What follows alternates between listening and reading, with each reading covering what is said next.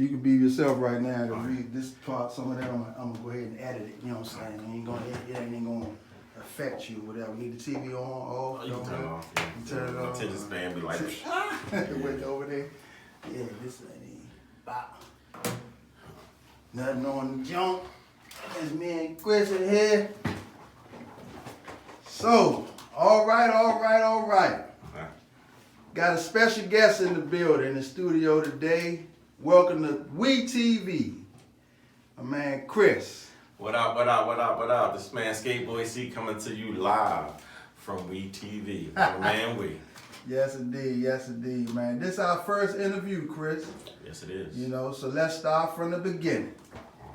You know, question for you. Where did you grow up and what was your childhood like? My childhood, my childhood was really, typical of a black, kid. My mom and my dad, they weren't together. I was conceived. They weren't together when I was conceived. Mm-hmm. And, I grew up with my mom, primarily with my mom. Okay. And she raised me and my sister and my brother. She raised all three of us. And it was a good experience. It was, my childhood, the beginning part of my childhood was really normal. Pretty much mom worked the job, I went to school. I was a class clown. I was the class clown. Like, I know growing up, it was times where my grades were hitting. They definitely was hitting. Right. But it was just this mouth. Yeah, the mouth one. This mouth was just like, I just couldn't stop running it. I just couldn't stop telling jokes, impersonations. It got to the point where I would try to beat the answer machine home because I knew my teachers were calling to say, hey, Miss Green, your son is a phenomenal student, but he just takes too much of our time up in the class because he wants to entertain. Please, can you have a talk with him? I probably got those kind of calls. Probably like twice a week. Yeah, about twice a week. It got so bad where I know my math teacher, Miss Ripchinsky, it got so bad where she just stopped calling and we made a deal. She made a deal with the devil. And she told me, she says, Chris, if you promise to be normal, just don't entertain. Yeah. Fridays, the last 30 minutes, that's yours. You can do whatever you want to do. Impersonations, get in front of the class, tell jokes, whatever you want to do. And I did it. So, I guess, shout out to Mr. Ripchinsky for giving me my first stage to be, myself and everything. But, my mom, she was a skater. She was a skater, so I'm like a second generation skater now. Okay. So she skated with Coast to Coast Rollers. Okay. And, that was, one of the clubs from the 80s into the early 90s. I would go to practices with her. And they would practice at the Shake and Bake. They had actually a tennis court over in Sedonia that they would actually practice in when they didn't have time. When the rink wasn't open, they would practice their routine. So that was like my first taste of skating, per se. And then they started doing skate shows. Okay. They started doing skate shows, and they brought me in. And Phoebe, this another child skater, they call us like prodigies. Okay. We were like skate prodigies coming into the skate community. I was probably like 6, Phoebe was 5 at that point in time. What year was that? This was probably around 1989, 1990. Okay. And they would throw skate shows, holiday shows. Wow. For the kids in the community down at Shake and Bake. And that was my first taste of skating. So I remember I had my Ninja Turtle skates. I never forget them. I had Ninja Turtle skates back in the day. And I used to love those. I coveted those skates.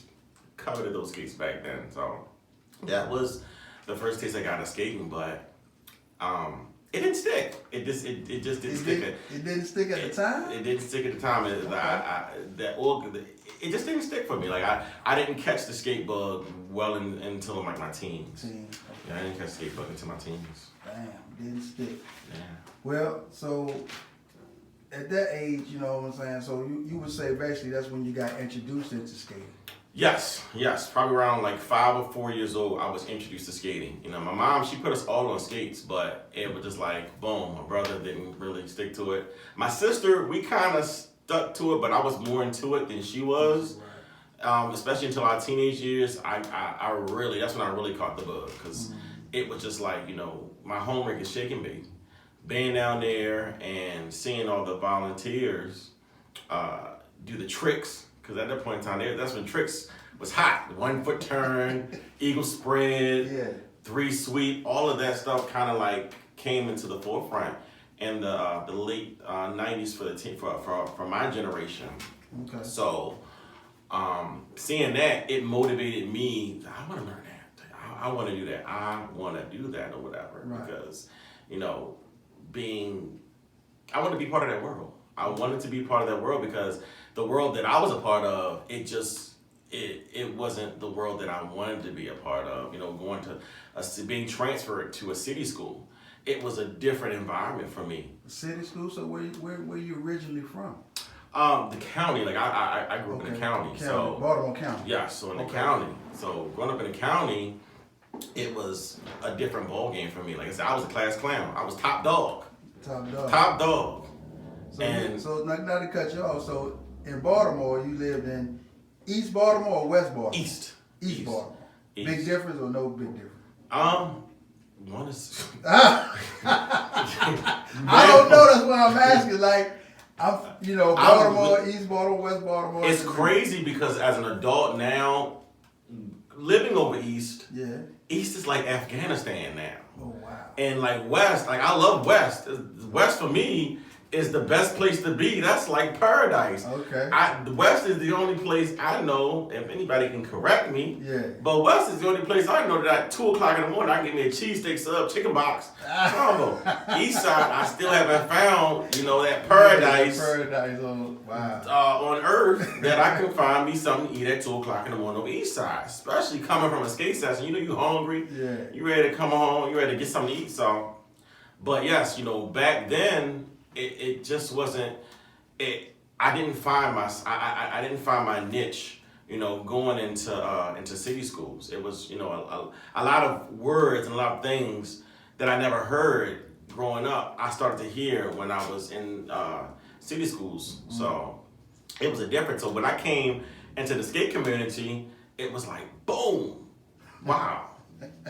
I can find myself in this. Like I can reinvent myself or, invent myself in the skate community because there was so many personalities and people that I didn't know. These people didn't know me. I didn't know them. So they couldn't judge me. They had no preconceived notion of who I was. So at this time, that's when you became like an adult and your personality developed? Yes. I was like 15. I was 15 and that's, back then we had so many nights to skate. We had teen skate. We had gospel skate, we had family sessions, we had matinees, so we had a plethora of opportunities to skate. And like I said, for me it was new. Right. It was new and it was different. It was different because I wasn't, my mom was I lived a very sheltered life. Okay. My mom did not allow me to go into the city.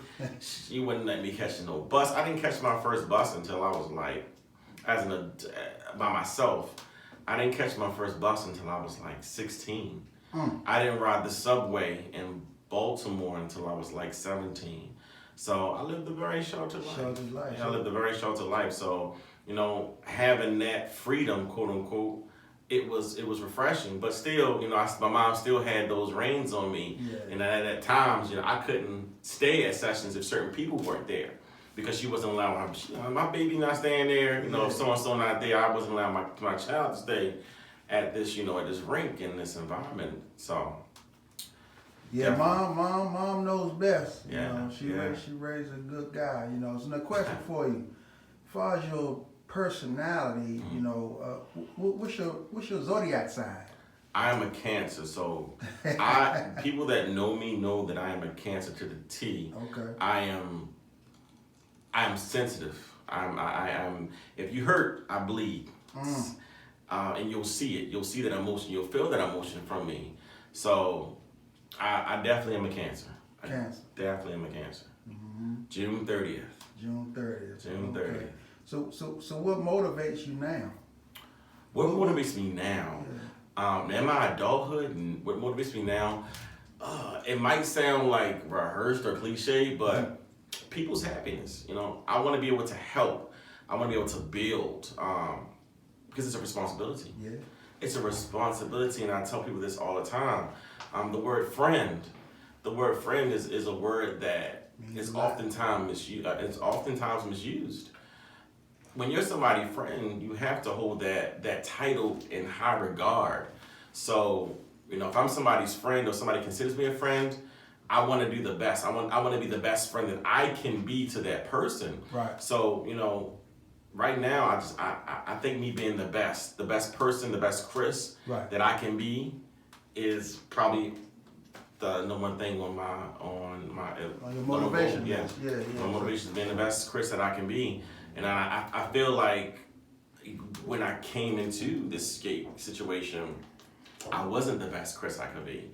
And I did a lot of things looking at in hindsight that I knew that I should have been doing and I knew were wrong. What were some of them things? I mean, man, trauma. Because you just said drama, attitude. This early 2000s. And this is 90s, 99. Okay. 99, because remember, I was privileged to be in with the adults. I was working out Shooting Bay, so I was working the window during Sunday night. Okay. So I was seeing who was coming, who was going. Right. People was coming to me, hey, don't tell so-and-so I came here tonight. So I was getting all this knowledge and having an abundance of information. So it was just like, what do I do with this information? Yeah. Put it out there, dummy. Put it out there. So, now it's like everybody gossips. Right. Men, women, they both gossip. So if you say you don't, you're lying. You definitely gossip. There's no degree of gossip. Everybody has given a bit of gossip in their life. So that person that I was, it was a person that was full of confusion. Okay. And one day I looked in the mirror and I said, I don't like this person, nor do I know who this person is. Wow. And it's time for a change. Time for a change. It was time for a change. That's crazy. So, question for you again. Do you have a pet peeve of yours that you know? Pet peeve of mine would be perfectionist. I want everything to be perfect. So the greatest pet peeve is perfection. It's perfection. And another one for me would be is to take in praise. I don't like it. You don't like praise? I don't like it. I do not like it. I don't. I can't. It does something to me because it triggers something in me where it's an expectation. Like if they say, prime example, we just had an event a couple of months ago. Earlier this month, and the ladies pulled me on the floor, and it was like, no. I saw that. No, it's not about me. It's about these ladies. Right. It's not about me. Right. It's not. So, being in that situation, I saw that. Yeah. I was like, ooh. You gotta maintain yourself, Chris, but you gotta acknowledge right now your feelings, because if you don't acknowledge your feelings, you're going to go off the rails. So I tried everything in me to be as appreciative. I was very appreciative of everything they got from me and all their praises, but at the same time I was uncomfortable with that, and I'm always uncomfortable with that. When I got off the floor, I had to run into the booth because it was so much for me, and I don't know if it was it was anxiety. It was definitely anxiety that hit me, and I had to sit in the booth for like 10-15 minutes or whatever. And I've experienced that over the years, with skating, when folks say, Chris, oh my goodness, you did a good job. Chris, you bring the people out. That's anxiety. Like, that is anxiety for me. I appreciate it. Thank you. But it's too much to take in at times. Yeah. It's definitely too much to take in. For me, it is. Because it comes into a responsibility. Whereas though I have to keep doing this. I have to be better. I have to raise the bar in what I'm doing. So that anxiety I don't like facing that. I don't like facing that. So I don't do it for that. That's not what I do. Anything that I'm involved in, I don't do it for that. Right. It's appreciated, Right. but it definitely does. Like, You don't do it heavy. for the praises. Yes, I don't do it for the praises at all. But Like, the praises will come. And if you're doing a good job at life, period, people will praise you. You know, I guess that's just the norm. Yeah. You know, but it still may weigh in on you, you know, that you're not ready. You know what I'm saying? It's like an overwhelming situation, like you said. it's just I don't feel like I deserve it. Yeah. I feel like at times, because I've done so much bad, I don't deserve it. Like I don't deserve. Like, this is me, you know, repairing what I've done in the past. Like, so I don't deserve this. Like, I don't deserve this. You being honest. I'm just being honest. I don't deserve this because I've messed up so much in the past. Whereas though, I don't think any amount of skate party, any amount of event, any amount of post that I post, it will ever make up for, you know, the things that I've done in the past that were wrong. So do you have any shortcomings, like a personality trait that you would, you know, like to change? A personality trait that you may like to change? It may not, but I'm too nice. You're too nice. I'm too nice. That's a personality trait that enails you, kind of, sort of? It does at times, because I feel like we always talk about having a seat at a table. Mm-hmm. And I feel like because I'm so nice, because I take the time, and it's genuine. It's definitely genuine. I go around and I speak to everybody. I hug everybody. Yeah. You know, I listen to people's stories, and I get intricate into their lives. Mm-hmm. Whereas though some people take that as, well, I'm Chris's friend, or I have a seat at the table, so I have the ability to do this. I have the ability to say that, or I have the ability to be there. Right. And it's just not the case, though. Mm-hmm. You know, Mm-hmm. Again, I go back to being a friend. It takes a lot to be somebody's friend. You know, me just being nice it's me being genuine. You know, me opening up a portion of myself, not all of myself, just a portion for those people to see. Because you never know. You never know what people are going through. Right. So at that moment, that 10-second transaction that I have with that person, that hug that I give them could be like, oh my goodness, like, this is what I was waiting for. You know, somebody to give me this love. And for me, vice versa. You know, there are times where I come in the skating rink, you know, just mentally defeated because of whatever is going on in my life. I see that certain person and I connect with them. Right. And it's just like that hug. It tells me that, Chris, you're going to be okay. You're going to be okay. So that's that skate love that you get when you're around your people. Yeah. Even if you don't, you know, go home with that person or live with that person. It's a family. But yeah, when that's the extended family that you have. When you come skating, then you get that hug and that caring, that nourishment that you need. Well, for me, it was like when I started, when I left, because there was a portion of time when I left skating. You know, in my adulthood, I had to leave. Like I said, I did not like the person that I had become. So I had to leave, and it just wasn't also from skating. It was also due to just my lifestyle choices in places where I decided that I wanted that I thought I needed to be. It just, all of that, you know, formulated in me, and it became just somebody that I did not like. So I had to leave. I had to go out. I had to start traveling. You know, get a passport, ladies and gentlemen. If you don't have one, get one. Get a passport. Start traveling. I started reading. Because at that point in time, one thing that bothered me was I did not know love. You know, my best friend was taken away from us a few years back, and he was a skater. He was a skater, and I met him in my teens, and he accepted me. He was, you know, from the quote unquote hood, whatever, totally different Yeah, backgrounds. Some totally different backgrounds. Yeah. Totally different backgrounds. Upbringings and everything. Upbringings and everything. Right. But, he accepted me.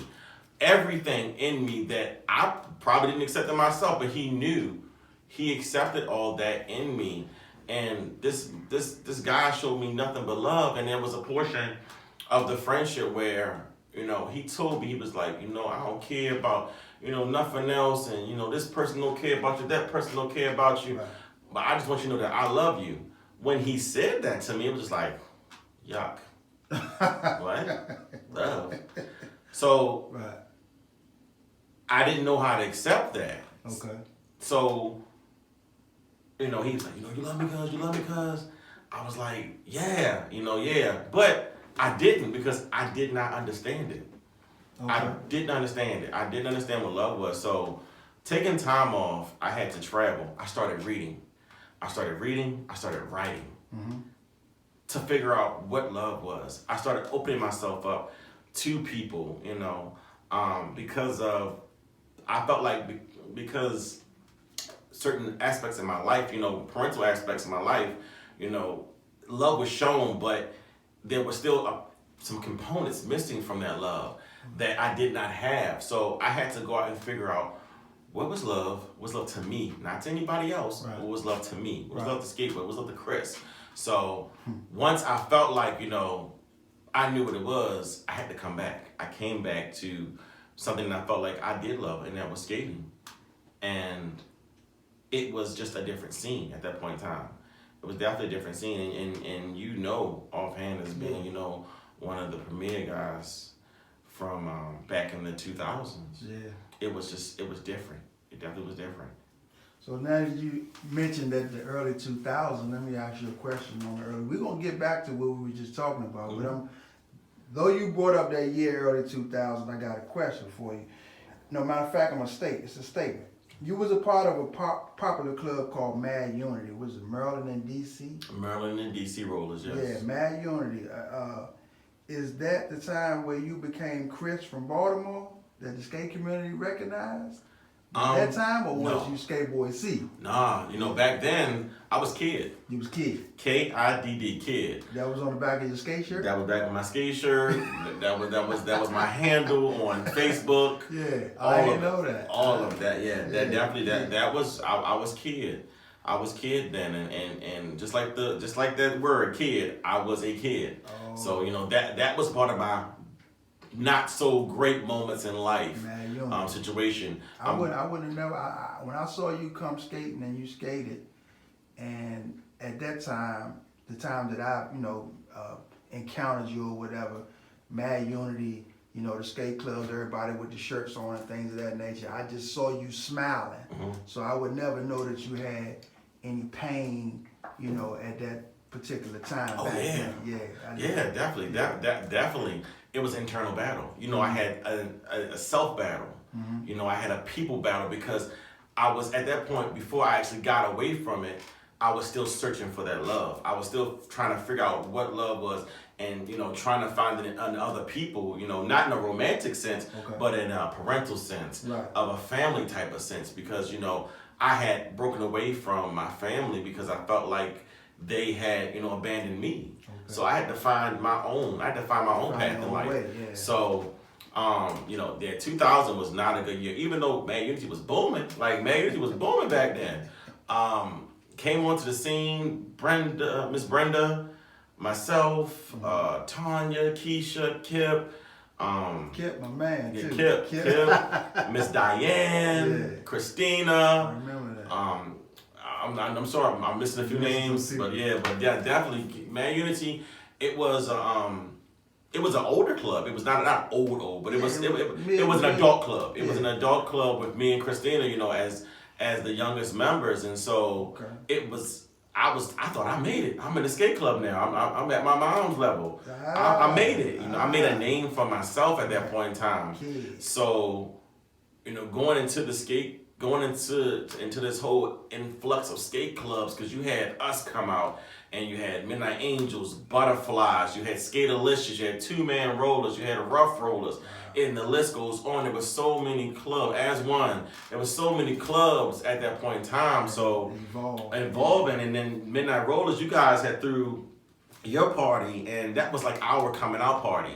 You guys' party was our coming out party as Man Unity, and to be in the midst of that, it was just like, oh shit, I've hit big time. Right. And to come away from that party, a 2-time winner, it was like, wow, like we won we practiced for the trios competition, and we won that, and that was like, yes. Right. But, you know, to come away with the couples trophy that I never practiced for, I didn't think I was going to, I had no idea that, you know, we were going to enter this competition. Right. But to come away with that, like, probably that goes down as one of my greatest, you know, winning moments in skating. So, it just to be in the midst of those people, it was like, damn, like, Chrissy, we did this. Like, wow, like, Christina was my partner. We did this, and we weren't skating against any like slouches. We were skating against some back then. Real people. We skated against some real tough skaters. So I've accomplished. I have arrived at this point in time. So, but that was a good starting point really for Chris, kid, right? Kid. So now you involved with us. I don't even know if they call it a skate group. It's a Lady Supreme. I'm not sure if they're a skate group or organization or just some sisters or some sisters. It's all the above. It's all the above. They're sisters. It's a skate club. It's a family. Family, right? Yes, you know, those ladies took me in, and it started with Fantasy on Wheels because once again, when I came back on the scene in my teenage years, you know, Miss Sandy, you know, took me in, and it was like, oh, you're going to do the skate show. And that's when I met Trevette and Tracy and Kenya and Monte and all of those. And then, you know, me and Wendy, we were volunteers down Shake and Bake, so we had already developed a relationship with each other. So with the Lady Supremes, I feel like I found my stride with the Lady Supremes. You know, just being in their company and being in their company, they gave me a sense of the business of skating, like the business of skating and how to operate. Because before then, I had Brenda. You know, Brenda taught me everything. Yeah. Every turn, every cross, every eagle, everything I know is from Brenda. And I give her every, like any. Miss Brenda's an icon. She's an icon. She's an icon. And in my book, I have to give her all the praises because she took a little boy that didn't know how to skate. Kid and turn him into, you know, somebody that knows how to skate. And back then, the guys wasn't checking for me. The guys wasn't checking. Like, it was so many times I would pull people up, dudes up, teach me. Can you teach me this? Yeah. I got you. And then wouldn't do it. So she took somebody that was playing off the streets pretty much, and some rentals, and she made me into a skater. Oh, Reynolds? Yeah, the Reynolds? I had the Reynolds. I didn't get I skated in Reynolds for quite some time. And it's crazy because I had a pair of Reynolds down Shake and Bake, size 8, that those are, you couldn't tell me nothing. You tucked them away? Those my Reynolds. No, I ain't tuck them in. Yeah. I spray painted them black. I spray painted them joints black because those were my skates. They couldn't tell me nothing.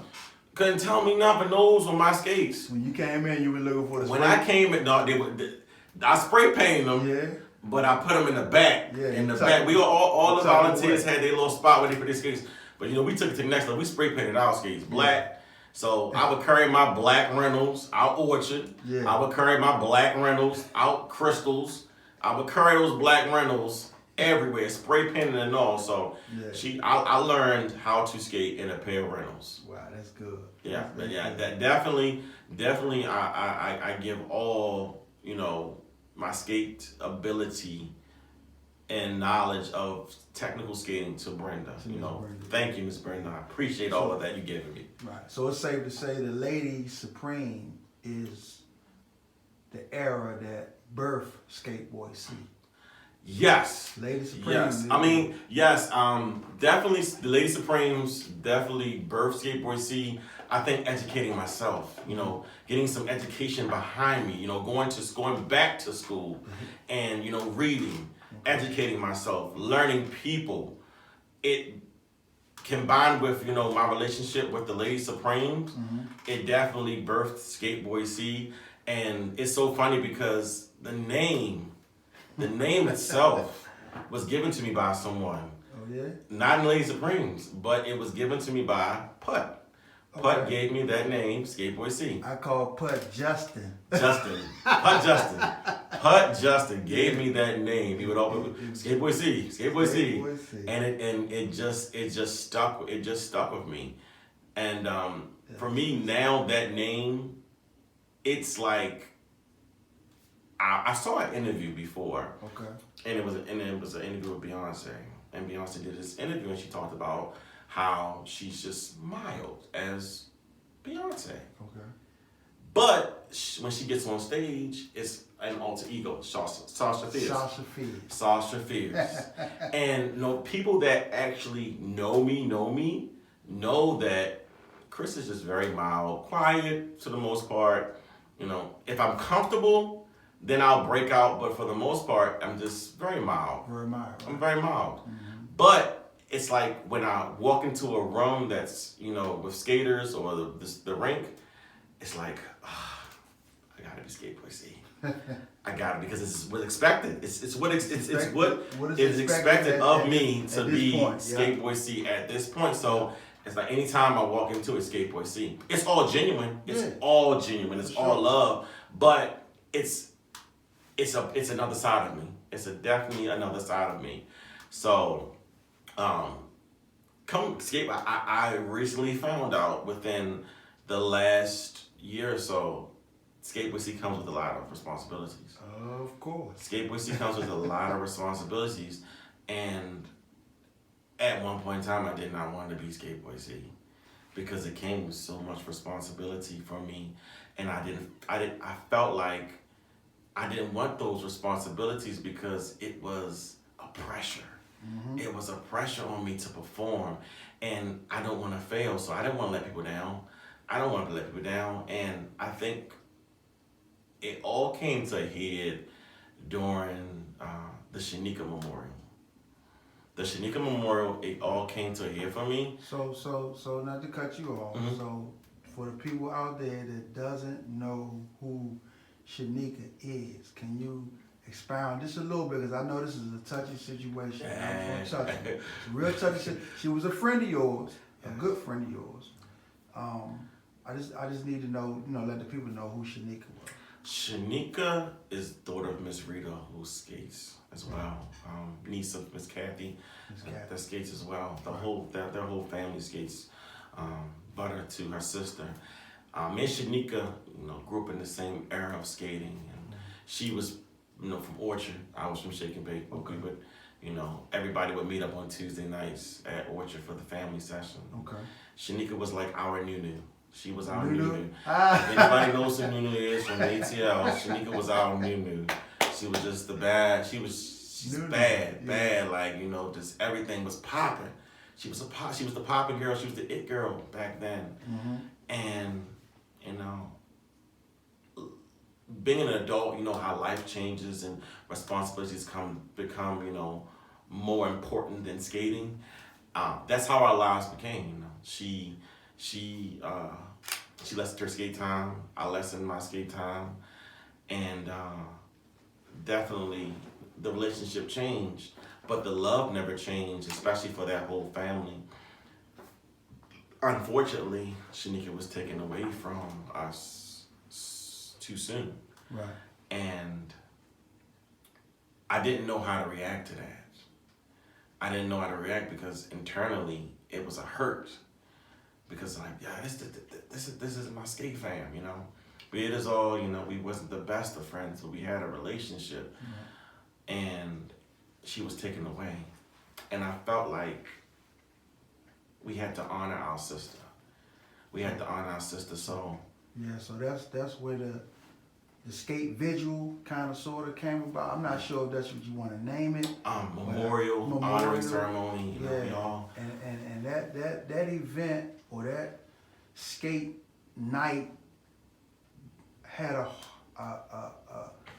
slew of people that came out. I mean, hundreds of people, skate community that showed up for Shanika and just presented all love towards the situation. And she deserved every bit of it. Like she deserved every bit of it. She just was that girl. She just was that girl. Yeah. And she deserved every bit of it. And to look out at the slew of people on the floor when we had everybody come to the middle of the floor. Yeah, take that picture. And to take the picture. Yeah. That's one of the greatest DMV skate moments ever. Like hands down. And I am appreciative of the family for allowing me to orchestrate an event like this for her. That it was a responsibility. You know, I didn't want to mess that up for her because, you know, this is my friend. Right. She was your friend and everybody's family. Yeah, she was their family. She was the family of the skate. So, coming off of that event, it was like, wow. And that event occurred after that. It was, you know, my birthday party down Shake and Bake. Okay. And after that? It was a couple months, maybe? A couple months after that. Yeah, it was a couple months after that. Okay. And it was like, that's when the thing had started to happen. That thing, that skateboard, you bring everybody out. That cloud came over you. Cloud of responsibility, responsibility that, you got, like, Chris, you have to perform. You have to perform, you have to. And it's like, for me, internally, I feel like I owe the skate community this. I owe these people this. I owe 120% of myself to put out there, to give to the community. I don't know why I feel like I owe people that, but it's just, you know, somebody told me a long time ago that I have a servant heart, that I'm here to serve the people. Maybe that's what it is. I'm here to serve the people. Mm-hmm. So it just became a snowballing effect where it was event after event after event. It became tough for me to be in the midst of all of that. Like, I couldn't be there. It became like a suffocating thing. Mm-hmm. Like, do I want to be this person? Do I want to be this person to the skate community? So you kind of got adopted. Yeah. You know, you got adopted from Mad Unity to Skateboy C. You know, to me knowing you personally, you have a spirit that will attract people to you, good people, right? So I think you got to adopt. It's like one of the best adoptions. If you was an adopted child, that was a good adoption.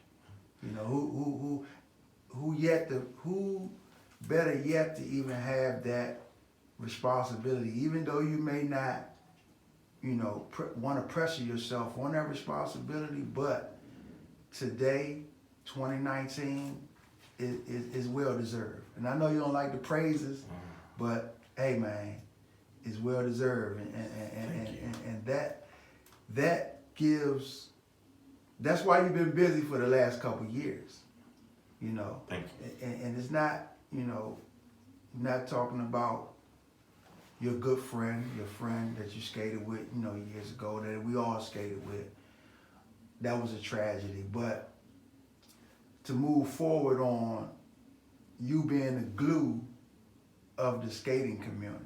Like, you had several events that you said that came after, you know, and one of them was Skateboy C birthday party. Skateboy C had a birthday party that was 2019, that was a nice look, you know. And this birthday party was thrown at the Roof Chris restaurant, right?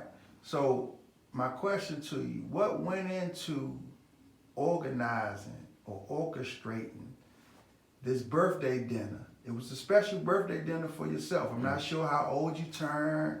I'm not sure 25. Oh, that's a milestone, right? It's a half a century. It's a half a century milestone. So I wasn't sure what all went into you making this an event / perfect milestone birthday party to yourself. So can you elaborate on what kind of went into that? Well, first, I wanted to do something because I'd always did skate parties. I've always done skate parties. Not always, but for the last couple of years, I've done skate parties. Right.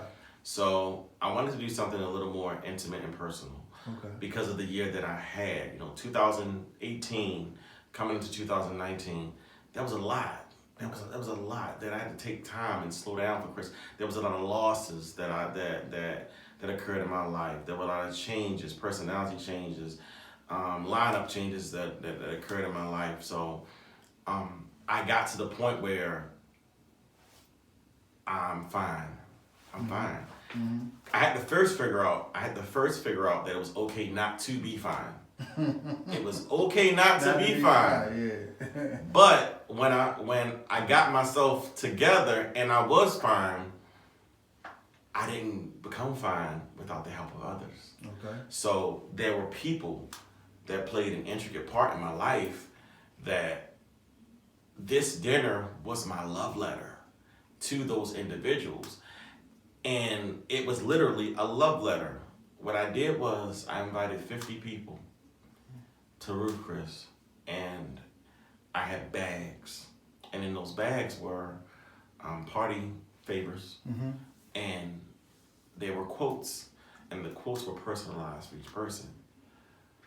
The last thing in the bag was a letter to every person, and the letter was different. It was 50 letters personalized for every person that was in that room. And personalized by yourself? By myself. You okay. It took me 3 weeks to sit down and write those letters. I had to sit in a room, and the letters went from a pad to a computer because I had to strip everything down. Mm-hmm. I had to tell people, because a lot of those people in that room didn't know anything was wrong with me, because as you stated, when you see me, there's nothing but a smile on my face. Mm-hmm. And love. I wouldn't allow the world to see me in any other light than just a smile on my face. Mm-hmm. So I had to get personal in those letters. So it took me 3 weeks to write every letter and to strip myself down and to dissect those relationships. And some of those people in that room were skaters. Some of the people in that room were homeboys. Some of them were family. And a lot of people didn't know why they were in that room. I know I was one of them. you were one of those people that didn't know why you were in that room. Yeah, so, but I did know that we were good friends, and yes. we were we had a bond. So that was enough for me to even accept the call, the invitation, or whatever you sent to me. However, I was notified, but I was going to be there regardless. Yeah. It was a lot. And for me, I don't like asking people for stuff. I do not like, and for somebody to spend money, like that was a lot of money to spend on a dinner. So for me to ask those folks to be in that room, for me to share that day with me, and they accept it, I am appreciative of that. I'm sorry that I couldn't invite, because I got so much flack for people that are being invited, and it wasn't a personal thing. It was just that I wasn't asking 100 skaters or 100 of my homeboys to come and spend $100 on a dinner. Right. That's a lot. $100 is a lot in these times that we live in. So it was more. It was not to cut you off, but if I'm not mistaken, it was more the people that you invited was the ones who touched you or touched your heart. Yeah. Lifted me. Yeah. They lifted me. Everyone in that room lifted me. Okay. It wasn't like oh hey Chris, how you doing? It wasn't that kind of lift. Right. It was like I see you, Chris. Yeah. I'm gonna lift you up. I'm gonna lift you to where you need to be. And I'm gonna let you know that it's okay not to be okay. And that's what it was for me. So I had to pay, I took that day to pay homage to those individuals. Because if it wasn't for the people in that room, I wouldn't be here. Wow. And, now the time that we live in with mental illness and, people taking their lives and, not to say that I was at that point, but it was a point where I wasn't myself. But I couldn't let the world see me not like myself. Yeah. So not being Skateboy C. Exactly. Exactly. It's definitely a responsibility. That name, even though that's me, that name comes with a lot of responsibility. So you also orchestrated an amazing video photo shoot in 2019 that that featured over 20 beautiful seasoned ladies. Can you tell us what all went into orchestrating that? And I know it was a part of the Super Sundays that you have going, but I'm gonna let you have the floor so you can tell us all about that video shoot, that photo video shoot that was amazing. Thank you. So the idea this year, because this is the third year of the event. The first year we had the event, it was had at Hot Skates because Shake and Bake had been temporarily closed. Okay. Last year we had it at Shake and Bake, and we honored some amazing skaters.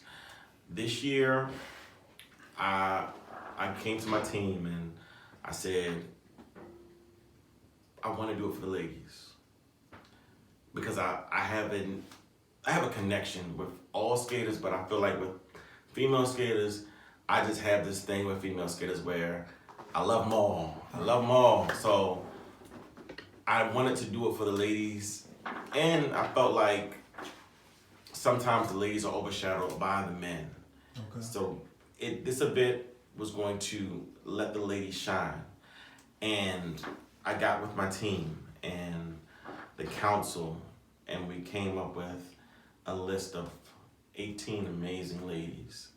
So once the list came about, normally we're blessed enough to be able to go on different outlets like Mr. Ronald and Bam show. We went on their show, On the Wood. On the Wood Radio. We went on there. Miss Nikki, she allowed me to come on her radio show. Yeah, I saw that. So I was like, I want to do more. I feel like I want to do more. And coming back into the skate community, because when I left, I started to, dibble and dabble in media. I tried off 106 in Park. If people know what 106 in Park is, it was the video show that was on BT. I started to dibble and dabble with that, and I got kind of, far in that situation, whereas though I met different people, I was able to build a relationship. Okay. So I wanted to utilize those relationships and bring it into skating, because I feel like this ain't nothing but Hollywood. Skating ain't nothing but Hollywood.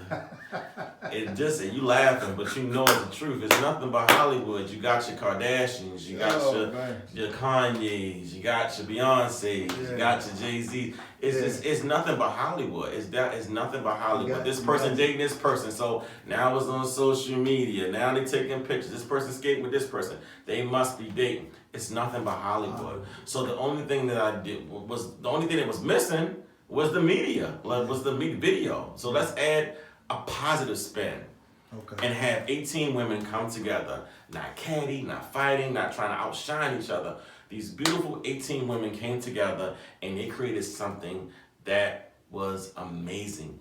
And to see it grow to what it grew to, and the aftermath of it, I see these ladies talking to each other now. I mean, some of these ladies didn't know each other at the point in time. That's that glue I'm talking about. I didn't know some of these ladies.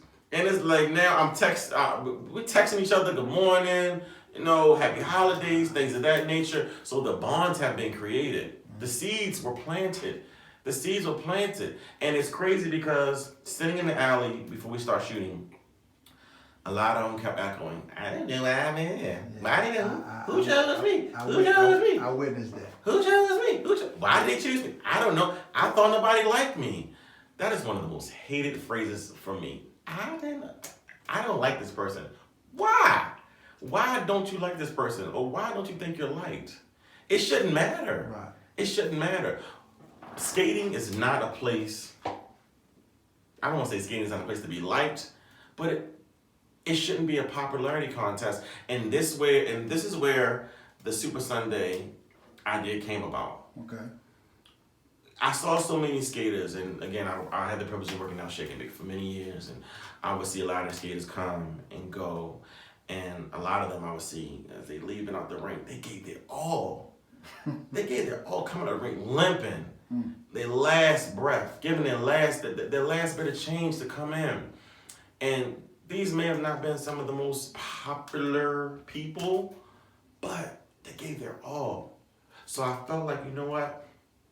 We need a platform. We need a platform for them skaters. Mm-hmm. We also needed a platform for adults. Because at that point in time, I remember we were having town hall meetings talking about, creating spaces and integrating the youth within the community. Right. But it was like we were creating all these sessions for the youth, but they weren't showing up. I can name five sessions that nobody showed up for that were 18 and over, that nobody showed up. But when it was time for Thursday nights down Shake and Bake or Sunday nights down Crystals, they were showing up. Right. So it was like trying to show up. Or trying to show up. So it was like, okay, cool. You know what? I'm going to create a space for 25 and older. I'm going to create a space for us.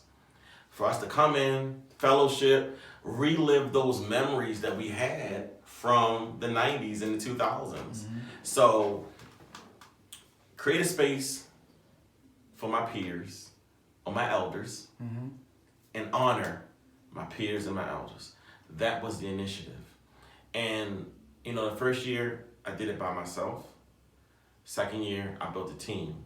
Third year, team came along with me. And it is the most humbling feeling to, one, have people invest their money in you, in your vision, in your dream. That is humbling to me. Two, the aftermath of it. To come in after the video and see all the comments. That video's been seen almost by 3,000 people. The comments, oh my goodness, beautiful women, beautiful ladies. To be in the midst of it 2 weeks ago, it was too much. It was too much. That right there for me is the ultimate thank you. Because I got skaters coming that have 40, 50 years of skating, inboxing, coming to me at the event saying, young man, job well done, young man. Job well done. It's like, ooh, I hate it, but thank you. That right there, ooh.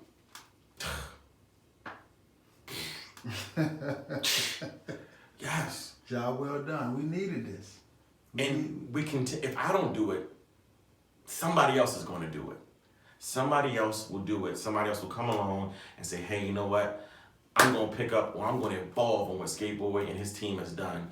So that's only if they learn or take a page out of your book. Well, exactly, because before I was doing this, who was doing this? Midnight Roses was doing this. Right. Mad Unity was doing it. Right. The Butterflies was doing it. Skatelicious was doing it. Lady Supremes was doing it. The Midnight Angels was doing it. All these people was doing it. So it's just something that you take. Honestly, what I do, I take skating and I take media and merge them together. I have a love for both of them. I love entertainment shows. I love skating. I love it all. So I just merge my two loves together. And this is what I come up with. There's so many ideas that I have in my mind that I want to do that some nights I don't even sleep because I'm up. on my iPad, writing ideas. There's another idea that I have that I'm formulating right now to drop soon. So definitely, this is needed. This is definitely needed for the skate community, and not to say that I don't rock with the younger crowd or I have a hate for the young crowd. No, not at all. You guys are going to be the youth. You're the youth. You guys are going to be the future. You guys are the future of skating. Right. You guys are the future of skating. It's just that this era needs its own space to play. You guys have your space to play. So just for one night only, we want a space to play. So. Okay, question for you. Uh-huh.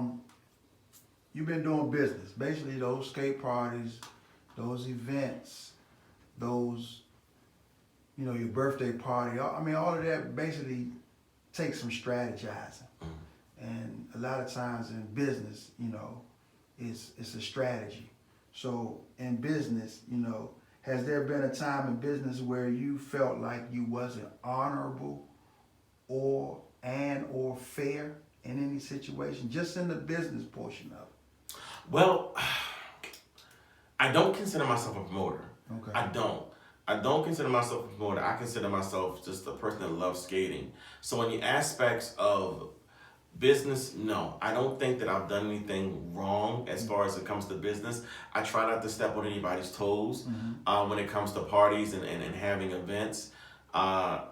I mean, if anything's unfair, I guess you can go back to the whole element of having an age restriction on my parties. It's 25 and older. So some people may say, oh, that's not fair. I want to come. It's a space. Right. I had to wait. Other folks had to wait. So you'll get there. You'll have your chance. You'll have your moment in the sun. So, I mean, when it comes to business, it's not a business to me because I'm not in it to make money. Like, you cannot, and I've said this a dozen times before, you cannot become a millionaire off of throwing skate parties. This is just, it's not gonna happen. It's not gonna happen. It's not gonna happen. That's why I work 2 jobs, to live a lifestyle of comfort, not to throw skate parties. So, me and my team, we do this because we love skating. We want to keep it going. So it's not to make money. So I don't consider this a business for me. Yeah. It's not. It's not a business, but if someone on the outside looking in, it's almost you laying the foundation of a business model. So in your heart, skaters know, the ones that's been involved like myself, we know it's not a business. Yeah. We do it from the heart. So other people on the outside that don't know what it takes to be behind the scenes and make something successful, you know what I'm saying? They don't see it, but they would assume, okay, it's like a business. It is a business model, but not business when it comes to family, putting on, or like you said, being adopted, for the actual skate culture. You know what I'm saying? It's not a business. It's not. But that's a blessing. It's a blessing. It's definitely a blessing. It's something that I would never take for granted. Especially starting from where I came from. Starting from where I came from, in the 2000s, they wasn't seeing it for the kid. They wasn't seeing it for the kid. The dudes wasn't seeing it for the kid. And to be transparent as possible, my lifestyle that I've chosen, that I've chosen, to fully accept at this age now. Being in the LGBT community, this wasn't accepted back then. It wasn't. Right. I heard, all the Snickers, negative, fruit, faggot, right, homosexual. I heard all of that. So that wasn't welcoming. It wasn't a welcoming thing. It made me want to run for cover. It made me not want to be on the floor, skating and enjoy myself. Because mentally, I'm feeling like, that person's talking about me, or that person's talking about me, or that person's talking about me. So now, in 2019, 10 years later, 20 years later, whatever it may be, to be in the position that I am in, it's like, damn. And none of that really matters. It doesn't really matter. But if you look back at a point in history, African Americans had to fight for, their rights and had to fight for what they wanted. Right. Crawl, claw to get to where we are now. Be it as all, we still have a little miles to go as a community. But for me to be in the LGBT community and to be a skater and to have the position and the platform that I have, I don't take that for granted, And I don't stand alone. I don't stand alone. Myself, I hate to call anybody out, but Jay, I wouldn't know who Jay is. Melvin Kendall, other folks, female skaters, that are in the community as well. We had to fight. We had to crawl. So a lot of individuals now, when I look on the floor now and I see a lot of the guys up there, practicing, doing turns with other guys. I'm on the sideline like, and excuse my language, coming from me, saying it to my own community, it's like a yes, it's like a good job, but it's like, get it, faggot, get it, do that turn, faggot, do that turn, get that shit, you got it, do it. Coming from me, that's like a homeboy. That's like, yo, my man. That's my man. Like, get it, you get it. Like, they know Washington. They say, yeah, you got it. Like, yes, turn, get it. Yeah. Like, you out there. That's a hell of a feeling. And I can believe it. And it is. And I'm all for my community. I'm not. Some folks say, Chris, I like you because you're not extra. You're not like the other ones. Like them too. That's who they want to be. Yeah. Like, you don't hate somebody for living in their truth. Right. I respect anyone that's able to be authentically themselves and live in their truth. Right. This is just the truth that I live in, Now, be it as all, I don't impose on folks. I've never wanted to be that person that, want to be throwing myself on people or just no. I'm just real chill. I'm chill. Some others may not be like that, but that's their authentic truth. Let them live in their truth. Right. Let them live in their truth. But it does my heart good. And some people may not be able to relate to this, but it does my heart good to see the mindset of guys and some females in the skate community changing when it comes to, my fellow members of the LGBTQ community getting out there skating and having a good time. Because one thing for sure, one thing for certain, we do have one thing in common, and that's skating. And all they want to do, and all we want to do is come in and skate and have a good time. That what we do in our personal lives and all that, that's our personal lives. And if we allow you a seat at our table, then we allow you a seat at our table. But it's come a long way. It's definitely come a long way. We had our talks and our discussions, it definitely was a lot back then. Yeah. And to now, it's like a lot of guys that I know that said this, that, and other about me, behind the scenes back then. Now, yo, Chris, hey, good job well done. Yeah. Amazing. I'm proud of you. I want to work with you. Stuff like that. That's like, damn. That's like, damn, like, really? Yeah. Like, you talking about me? My gas? Real? Damn. So, it's... Yeah. We can laugh and joke now. Yeah, we can laugh and joke now, definitely. It wasn't funny back then. Definitely wasn't funny. It ain't funny now, but, like you said, we all need to accept each other, one another. You know what I'm saying? Just exactly. It is what it is, how it is. Yeah, it's too much stuff going on in this world. In all communities, gay, straight, white, black. It's too much stuff going on in the communities now, whereas though that is just so minimal. That right there is so minimal. Yeah. And I'm not defined by that, definitely. Right. When I leave this earth today, tomorrow, next week, 5 years from now, 20 years from now, 30 years from now, that's not going to define me. Right. That's definitely not going to define me as a person. So we shouldn't allow that to define anybody. But again, it definitely does, me wonders to see people in my community evolving, having fun, and being themselves and living in your authentic truth.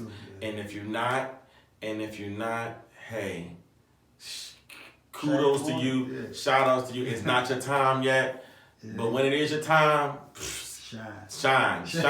Skateboys still love you. Yeah, shine on. So now, you know, spinning off of the LGBTQ community, right? Mm-hmm. So you have a unique style of fashion. So unique style of fashion just means, hey, you can really put some pieces together. And it's funny because if you see pictures of me back in school, Okay. high school, Yeah, geez, I ain't seen none of that. they used to call me flannel because all I used to wear is flannel. Flannel shirt. Yup. They used to call me. They used to call me 2-day jeans. That's what they call me, 2-day jeans. I used to wear jeans, some jeans 2 days in a row. Like it wasn't because my mom couldn't afford it. It just I didn't care. Yeah. I came to school to entertain people Yeah. and to get my education. I didn't care. Right. And it's crazy because my mom, when she skated, she was, you know, flashy. All her outfits was flashy. She didn't care. Hair was done. Outfit was flashy. My mom was a new too back in the day. Folks that know my mom, sure. My mom was a new too back in the day. She was a hot one. So definitely, my love for the arts, like I have a love for arts, like drawing and paintings and stuff. Colors. I like to play with colors. I'm a person that plays with color. So if I see two colors that me personally I see in my mind and vision that are colors that go together, I'm a rocket. You gonna rock. I'm a rocket. That's what it takes to be a person that's in fashion. Yeah, So I'm a rocket. yeah, that makes definitely sense, you know, because I've seen you put on blazers, scarves, you know what I'm saying, colors, hard bottom shoes, soft shoes, Exactly. jeans, slacks, suits, glasses, hats. I don't even know who your photographer is, but you Shout out to whoever takes my pictures. Shout out to whoever takes my pictures. Thank you. Yeah, that really is I think that puts a platform to you as well. You know, Thank you. That goes along, like you said, the media, the skating, your personality, you know, the skate family, the culture, you know, all that combined is a plus. It's a win. It's a win-win. You know, Exactly. I think it's a win-win. It definitely is a win-win because I know a lot of people say, I've heard it before, and somebody posted it the other day, and I was just like, hey man, skating saved my life. Like definitely, skating saved my life. It gave me a sense of direction. It gave me a sense of family when I felt like family had failed me. So it definitely saved my life. Wow. Fast forward. Yeah. This gonna throw you off just a little bit, but you gonna fall right in line with this. You have a hometown celebrity Yes. that you're good friends with. I want you to expound on that, man, and share with the skate fam, you know, or share with We TV about this wonderful lady that's a hell of a songstress and everything, you know. And I'm not even gonna say her name. I want you to, you know, you already know who I'm talking about. I'm talking about Toni Braxton. That's what I'm talking about. Toni Braxton. Yeah. So, Toni Braxton, she's not my good friend. She's an amazing lady. Okay. I had the opportunity a couple of years back to see her down at Pier 6, and she pulled me up on stage. Wow. That's Later, major. yeah. Later, next time I saw her in Brooklyn. And New York? yeah, Brooklyn, New York, guys. Okay. Me and my one of my best friends, Dee Dee, we went to go see her in Brooklyn. But we got tickets last minute, so I wasn't as close as I usually am. I got it again. The next time I saw her at the Lyric, and she pulled me up on stage once again, and I danced with her. Mm-hmm. And the last time I went with a few skaters, me, Miss Cheryl, Keisha, and Lorna went to see her down at MGM, and she pulled me on stage to sing with her, and it was like, wow. I've been to see this lady 3 times, and she's, it's just, I hate talking because I get giggly about it. I don't know. Again, like, I started loving this lady when I was like 8. My mom had her CD, and I took her CD and I listened to it, and it just, the songs were just amazing songs in the first album. And then I got the second album, and it just was like love again. And just to be able to, her to know me, you know, she's been on my Twitter page. She said happy birthday to me. I know her dad, and it's like, you know, I actually know her dad. I have a phone, I have his number and everything. Damn. So it's not bragging either. It's not clout, but yeah, just to know her dad and for her to know who I am, man. That's you know, like everybody, and it's crazy because everybody always asks about her. Hey, is she gonna come to a skate party one day? It's like, if I can get that to happen, that would be just like beyond like. That's butter. But you know, you never stop reaching for the stars. And I think if that ever happened, I would never throw another party after that, because it's like, what can I do after that to just take away from that? Like, but yeah, Toni Braxton is my favorite singer. She's an amazing lady. She's an amazing lady. She cares about her fans.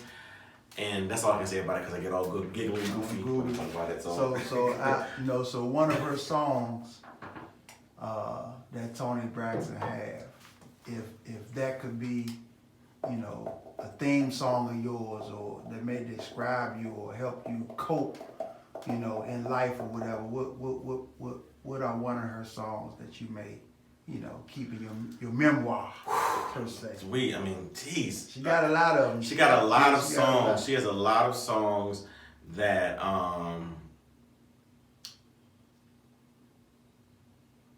she has a lot of songs, but there's a song, and there's a song called Find Me a Man. Not because I want to find a man, so don't even go there, people. But it's the lyrics in the song that she talks about.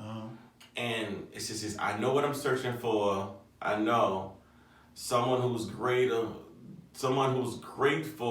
and secure. So those words right there, as an adult in my adulthood, even though I am in a relationship now, but before then, that song right there, that spoke to my heart. Even though she, like I said, she has dozens of songs that she has, but that Find Me a Man one, that joint, like the lyrics in it, it definitely speaks to me, because, and it can speak to anybody. It can speak to man or woman, because it's what we want in our mate, the person that we're with. So definitely, if you haven't heard it, it's cut number 7 on Secrets. Okay, check it out. I'm gonna check that out. If you came to the birthday party, it's on the CD that was given out at the birthday party. I gotta find my CD. That's number 3 on the CD. I gotta find my CD. I feel. That's some good cuts, week. I feel bad that I'm not sure where it's at. That's some good cuts on there. I'm gonna have to email it to you then. That's crazy, man. So now, fast forward a little bit, man. Can you remember a time that you had pain in your heart, but you came skating anyway? Pain in my heart. Yeah, but I came skating anyway. Like something that kind of, you know, your bad day at work, or you know, just something that some type of pain in your heart that, you know, like you came skating, you said, man, I'm gonna put it all on the floor. Forget what's going on outside those doors. I'm coming skating. Oh, I mean, all of us probably have like dozens of situations, but myself, I remember when I didn't get a job, that I went in and gave my all, resume was hitting. I had the lady smiling, the interviewer, she was smiling and everything, and I did not get this job. And I was defeated, because I felt like I've never in my life interviewed for a position and never got the job. So it was definitely a moment in my life where I was like, am I good enough? So I was like, you know, let me just go skating. Leave it all on the floor, go skate. So was there a particular song that you wanted one of those DJs to play that night, that you was like, I'm looking for him to play that song, him or her? Is there a song that you like? Is there a song that I like? Man, there are like a plethora of songs that I love. and like. But I mean, if I can, that day, I don't know I can't remember that particular day, but when I come skating, I definitely want to hear some Shantae, Cry to Myself. That's definitely one that you can, hands raised on the corner. Yeah. Anita, of course. Anita, who's All Anitas. my heart. That's mine too. Tony, if I can get some Tony, if they give me some good Tony, definitely. Count the waves. Barry, definitely Barry. Femininity by Eric Benet is one of my favorite songs as well. It's a couple of songs that definitely. But you know, I don't know. I've always been a fan of watching. Okay. I've always been a fan of watching skating, and it's crazy to me. I guess I don't do enough skating because, especially with my friends from Philly and Jersey and New York and Atlanta that skate. When they come to events, because a lot of them came to the event 2 weeks ago, you can skate. They didn't know that. But it's I hate to say it's a misconception of a lot of people that don't know I can skate. Like you can skate? Yes, I can skate. I just don't bust a boogie like I used to. Yeah. I'm just in my. I'm in my retirement where I just want to just roll around and just be smooth. The turn stuff, the knees ain't 20 no more. So, damn it, I still got it in me though. Yeah, but I mean, sometimes if I'm feeling the groove, I'm like, okay, cool.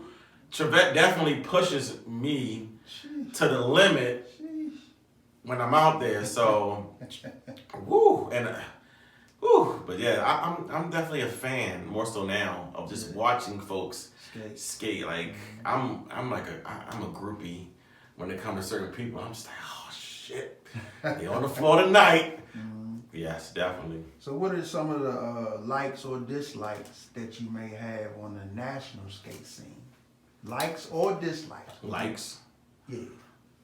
Likes or dislikes on the national skate scene? Yeah. Likes, I like how now, more so before when we were traveling as a group, as the Chocolate City Rollers, Baltimore, DC, the DMV is getting shine now. Okay. You have cats that are doing snapping now, out of town. It may be right, it may be wrong the way they're doing it. But they doing it though. Versus, 10 years, 20 years ago, you was shunned. They was shunned. We were getting a half a song. We were getting water thrown on the floor at us during our special. So that's a great part of integration now because people travel. People are traveling not even on when it's skate parties. People are just traveling regularly. Some people coming out Thursday nights. Yeah. Some people coming to our parties that we have here. So it's definitely that's a good thing to see the integration and skating. Bad, I don't see any bad per se. Only thing that I would do, what I don't like, is a lot of these pages and groups aimed towards negativity and just dumb stuff. We did that already before in our teens and our early 20s. So it's like now as adults, I'm seeing some adults still entertain stuff like that. Leave that for the young kids. Yeah, let them go. Leave that for the young kids or whatever. So definitely leave that's the only thing that I see that could be left alone. Right. So what are some challenges you think that the next generation of skaters are going to face? The next generation of skaters in the DMV, we got to keep this alive.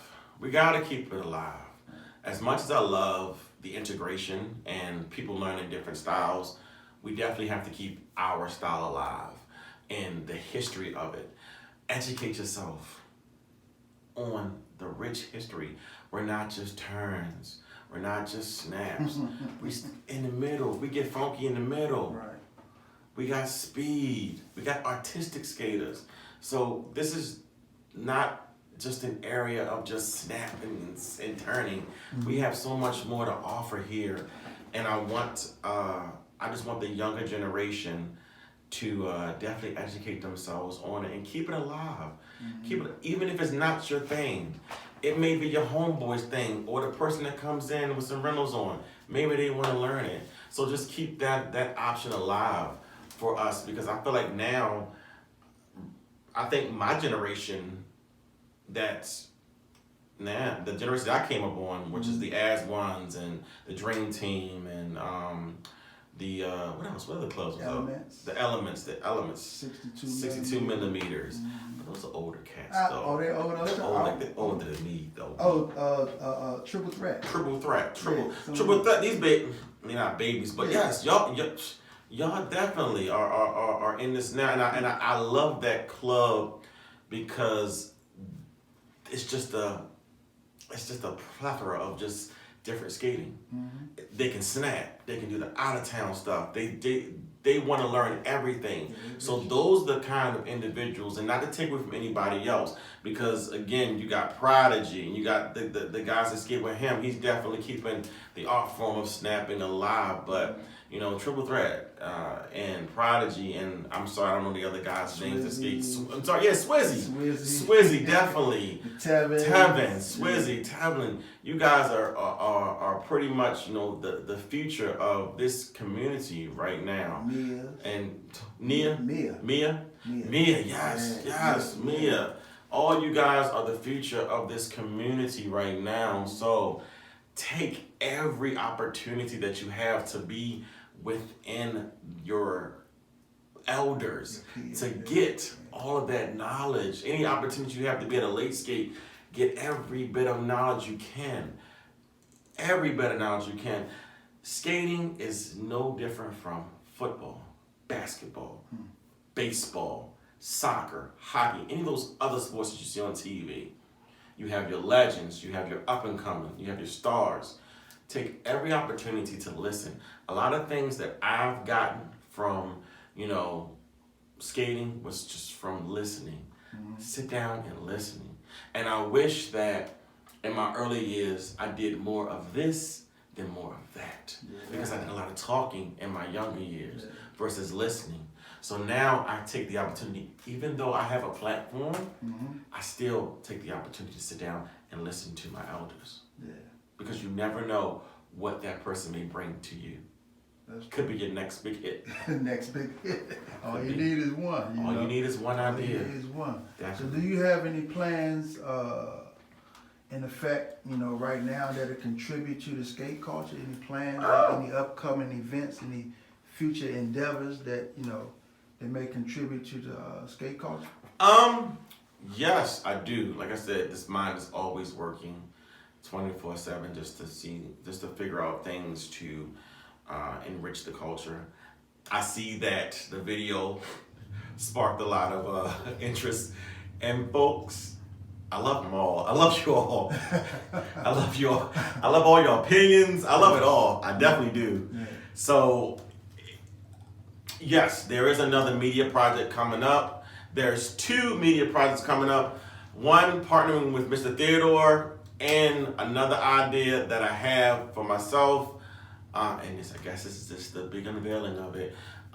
The title is working, but what I want to do every year is to have a family portrait. So what I titled it Skate Boy Sees Big Ass Skate Family Photo. So, big ass skate family photo coming to you soon. And I call it the big ass family photo because it's open to anybody. It's not that's good. It's open to everybody. I want everybody to be able to. I want everybody to be able to partake in this and this activity, because it's something that we can pass on to the next generation. And I know Miss Nikki always talks about the skate archives and our history. So this is something that we can carry on. And again, once I launch it, it's for everybody. This is not something that I'm just doing for my friends or just the popular people. Anybody can be involved in it. So I'm leaving it up to you at home to actually give me your interest, to let me know that you're interested in it, because I'm not picking anybody. I'm gonna leave this up to you guys. So again, coming to you soon, Skate Boy Sees big ass skate family photo. Oh man, on that note, man, where you at today? What studio are you in, man? What studio am I in? Yeah, this is We TV. This is We TV. This is We TV, Skateboy C, you know my name, and finally, now you know my story. Alright, till next time, man. We're gonna do a part 2 or part 3 or part 4 with Skateboy C. Yes, I know Lord. for sure that there's more layers to this guy right here. This is just an introduction to this guy. And when you see him, show him love, because that's what he gonna do to you. Yes, sir. Skateboy C gonna show you love. Right. Alright, peace. Skateboy C, out. 100. Say less.